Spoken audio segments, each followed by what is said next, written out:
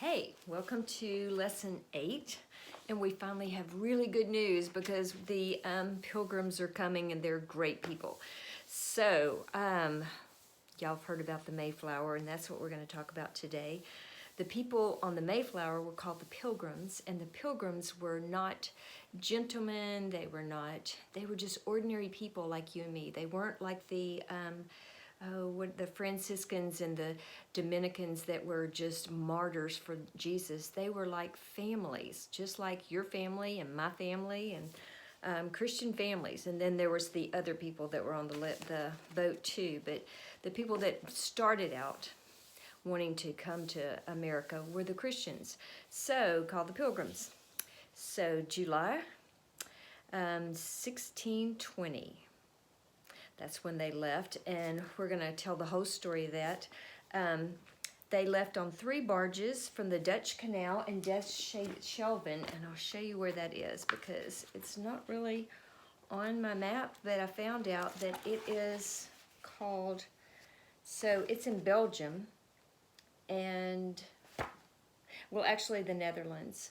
So if you see Rotterdam right here, Rotterdam, okay, that's where they left, and they are going all the way down to England, and they're going to stop at Southampton.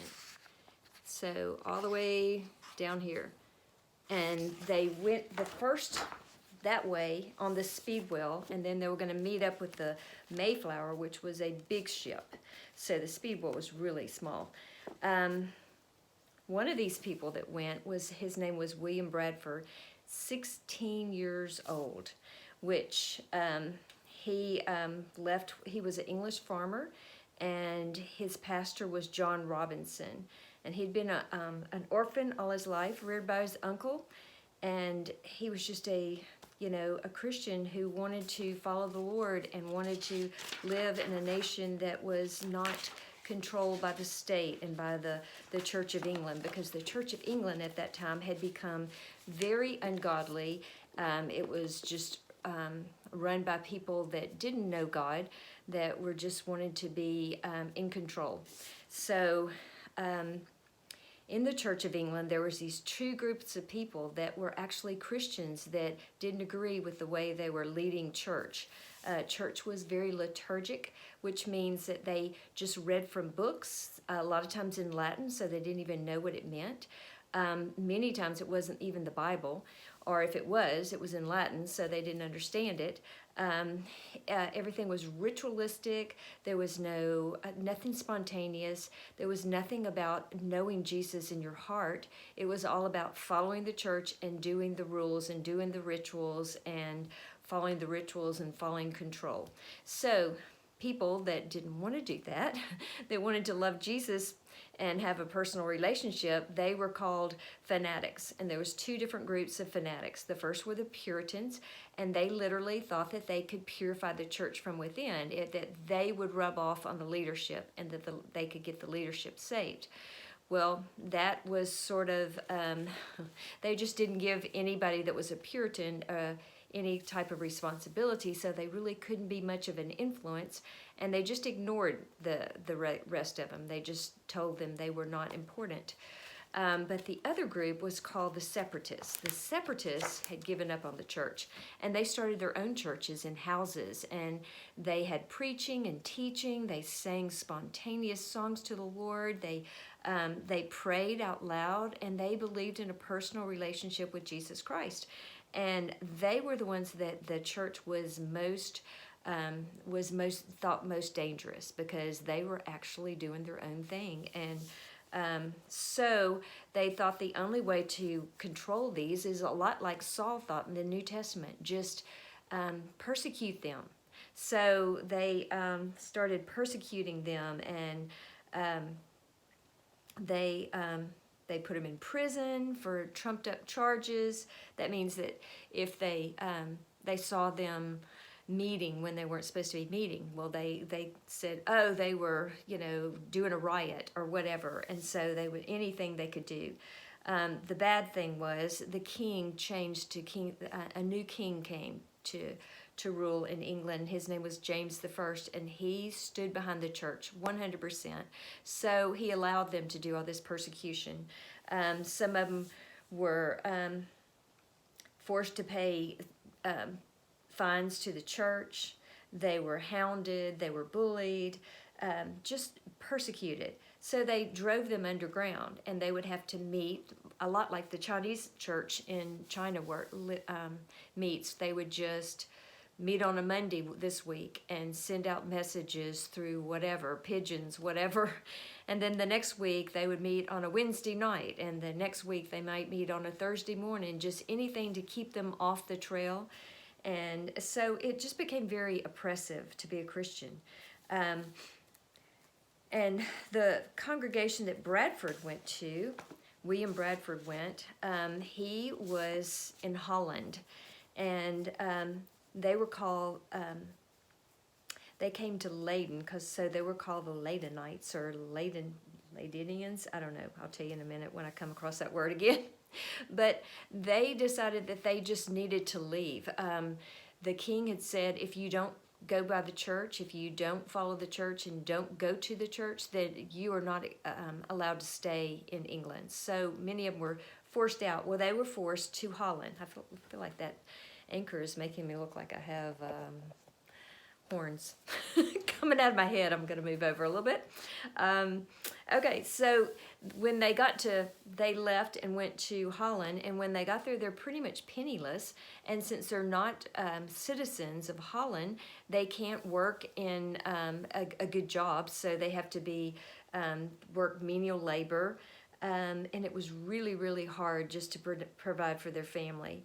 And they stayed there for nearly 12 years doing this, and finally they decided they have got to get out of here. So they decided, well, why don't we go to America? So they had been praying and asking God what they should do, and they felt like that's where they should go, even though they had read about the starving time, about the Indians, all the bad news about America. It was definitely not a place to go, and they're leaving. They've lived through all of this torture, and now they're choosing to go to another torturous place. But God had just been preparing them for what they were going to face. They had two choices. They could go to South Guinea, which Sir Walter Raleigh had come back saying, it's beautiful, it's like the Garden of Eden, and there's gold there, and and then they've got America with savage Indians and death and disease, and they prayed and God told them to go to America, not the place of ease. And so they wanted God's will, so they decided, okay, we'll go to America. So Leydenites, that's what they were called.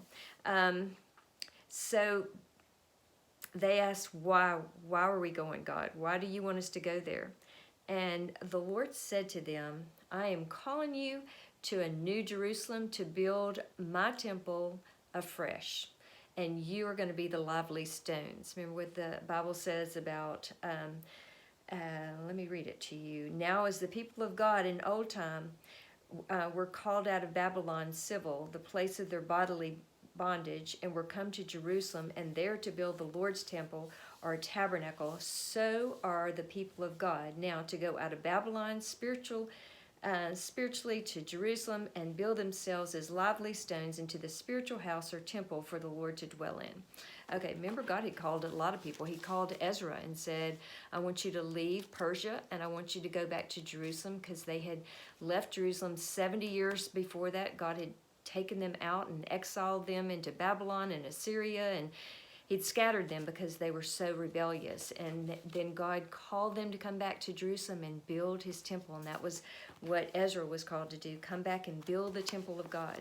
So, just like us, we're called to build the temple of God in our hearts. We are the lively stones. We're called to build up America. That is our temple too. So, they had no money.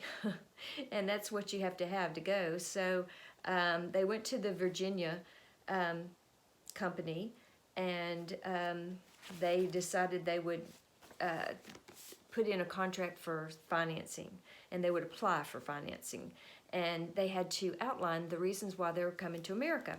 So they came up with 5 reasons. We are coming because we believe and trust that the Lord is with us and that He's given us many trials to go through. And we have prayed and we have simple hearts and we believe this is where we're supposed to come. That was number one. Number two was that they were well weaned from the delicate milk of their mother country. In other words, they had gone through a lot.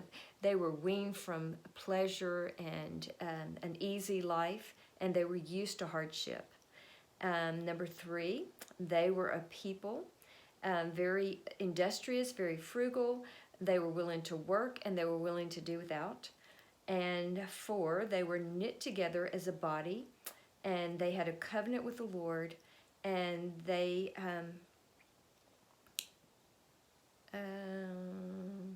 cared about each other, and they were a body. They were a family. And the fifth one was that we're not like other people. We don't get discouraged fast, and we're not going to be so discouraged and turn around and come home. So they met with this businessman named Edward Sandys, and he was just sympathetic. And he goes, you know, that is my heart too. And the Virginia company was on the brink of bankruptcy. So he goes, okay, I'm going to send you to this benefactor whose name, it was a London merchant named Thomas Weston. And he was a little manipulative. He was an independent adventurer, which is an entrepreneur. He wanted to make money. So he goes, okay, well, I will tell you, I want to do this, you know, I feel the same way you do about God, and so I want to help you. Well, he was a little deceitful. But anyway, he had the money. And so he told them, here's the contract. He goes, I will give you 1 share of the company, and you pay $700. If you want to buy more than 1 share, you give me more than $700. Give me $1,400 if you want 2 shares. And we will be in partnership for 7 years. And at the end of that 7 years, you will give me proceeds to pay me back with interest. At the end of that 7 years, you will not be my slave anymore, and I'll be paid back, and you'll be on your own. Well, that sounded great to them, so they sold everything they had. They sold their houses, little houses that they had, everything they owned, to buy a ticket.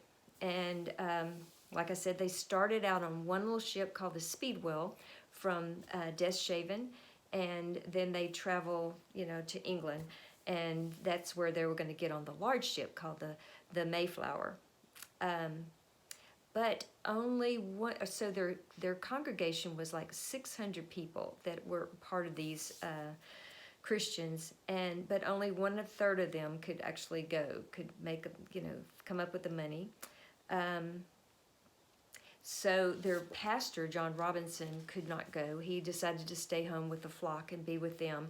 And he sent William Brewster to be their new pastor. And he was a teacher. He was, you know, he had raised him up, so he sent him. It came time for them to leave, and they had a day of prayer and fasting. And that night they had a big meal together and sang praises and you know. Then they get in the Speedwell, and they are they leave Deshaven in their little Speedwell, in their little bitty boat, in 1620 in July, the hot time of the year. And they're going to go to the Mayflower. Well, their, what do you call it? Their captain, that was their main guy that was doing the ship, he was not very, he decided halfway through he didn't really want to do this, and he started playing with the sails, making them rip. So they had all kinds of trouble, and it took them such a long time to get from there to England. And he was just not a good guy, because he wanted to get out of his contract. But listen to, so they not only took the Christians, but they took these people they call strangers, which means they weren't Christians. And this gives us a list of them. There was the rambunctious, John Billington and his shrewdest wife, and two rebellious teenager sons. The more devout Boots Smith, William Mullins, his wife, and two children, 138 pairs of shoes and boots. Now, who needs 138 pairs of shoes and boots? I don't even have that many. And John Alden, the cooper, that each ship was required to carry by law in order to tend the ship's cask and barrels. And one who asked to go with them, who was turned down, was none other than the feisty, ego-driven Captain John Smith. Remember him? He wrote his book. They wrote their book against him. They tried to blame him for everything because he was a horrible leader. In Jamestown. He wanted to go, but they had enough discernment to say, nope, you're not going. From the Leiden group, there were 16 men and 11 women and 14 children, barely a third of the combined total of saints and strangers. So there's a third Christians. Okay, so, and of these, only Bradford and William and Mary Brewster were the original members of their church.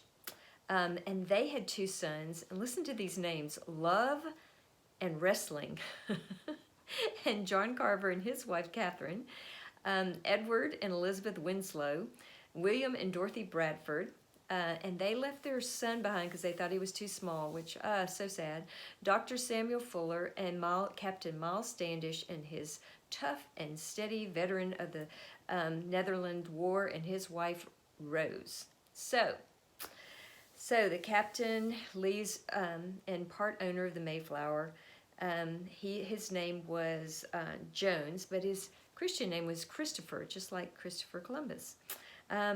So they leave, and right before they're going to leave, remember Thomas Weston, the guy that I told you he was kind of shrewd?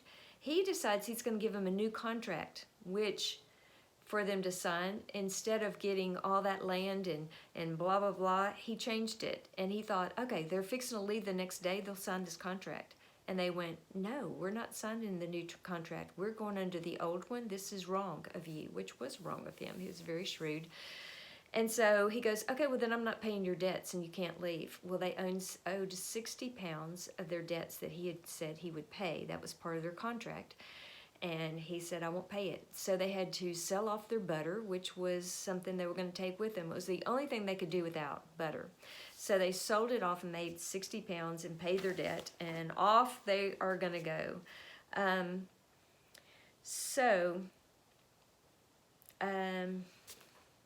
On August 5th, I told you the Speedwell had trouble. This is 1620. And by the time they got to pick up to the Mayflower, there was about 20 of them that dropped out. They went, okay, we're not in for this. They've already eaten up a lot of their food and supplies because it took them so long to get there because he kept manipulating the sails. But they didn't have another choice. I mean, and they knew they were called to go, so they keep going. They leave. And there's 102 pilgrims, and they're huddled into this little small area, like it's almost standing room only. They gave the crew, where the crew would normally sleep, they gave that to the women and children, which that was nice of them. But they're stuck under here. It's very illy lit. They can't go up. They can't get fresh air. People get sick. They're throwing up. It smells like puke. It smells like urine. It smells like poop. It's awful. But, where a lot of them were full of self-pity, bitterness, they're yelling at each other, they're really mean. The Christians start praying, and they start singing songs, and they're calling out to the Lord, and they're turning their bad into good, which is what we do as a Christian, isn't it? So, but there was the sailors that they just mocked the Christians. They called him, one sailor in particular was just really mocking toward the Christians, called him psalm singing puke stockings. But right when it couldn't get any worse, he gets sick of some kind of virus and dies that same day. And nobody else on the ship got it. So the soldiers, the sailors, they stopped mocking the Christians. The fear of God fell on them because God knows how to get back at his people. So let's see, we're almost out of time. So I was going to tell you about, there was one guy that decided he just had to have some fresh air, and it was during a storm, and they'd been in a storm for 12 hours. And he decides, I'm going up, I'm getting fresh air, I don't care what you say, even though it was not allowed for them to go up. He goes up on the, he opens the thing, goes out on the deck, and right when they hit a wave, and he is knocked out of the boat. Well, it's like freezing cold. This is the North Atlantic, and this is in November. It is freezing. You can stay in that cold of water for like 4 minutes, and no telling how long he was in there because nobody saw him go over. But he had the sense to lift his hand, and his hand got caught in a rope, and somebody happened to see him. I don't know how long, they don't know how long he was in that icy cold water. But needless to say, he didn't do that again, and it's a miracle that he lived. Another time, their main mast broke, and there was no, they were going to go under. And Brewster remembered that he had a printing press, and he had a big screw on his printing press, so he found it and went up there and propped the mask up on with it. Don't ask me how, because I don't get the thing. But finally, we're running out of time. On November 9th, they see land and go, land ho! But they weren't at the place where they were supposed to land as according to their contract. Instead, they landed in Cape Cod. I'm going to show you that in the map. It's in Cape Cod is... Sorry, here we go. It is in Massachusetts. So it's right. Well, this is not the picture that actually says. Oh, yeah, it does. Okay. So Cape Cod. I don't know if you can see it right here on the top of this little curly thing right there. Okay. So Cape Cod in Massachusetts. And so they realize, hey, if we land here, we won't be under anybody's contract. Nobody will own us. We are contracted because we didn't land in their land. We landed in a new land. So they quickly, before that they can, because if they didn't make up a law, it would be lawlessness. So they quickly drew up a new contract, new laws of what they would be, and they would be under God, but they would still be under the king, King James of Great Britain, France, Ireland, King, Defender of the Faith, etc. But for the glory of God and the advancement of Christian faith and the honor of our king country, a voyage to plant the first colony on the northern parts of Virginia, which they were not in Virginia, but then they weren't divided into states, so who knows, it was probably Virginia. Do by these present solemnly and mutually in the presence of God and one another, covenant and combine ourselves together into a civil body politic. And they did some really quick laws, and voila, they have come to the new land, and they said, we are now sustained by the Spirit of God and God's grace. So that is the beginning of the Mayflower and the beginning of godly people and families coming to America, because God has had his hand on America since the day she started, and he's not about to lose it now. So God bless y'all. That's the end of today. Goodbye.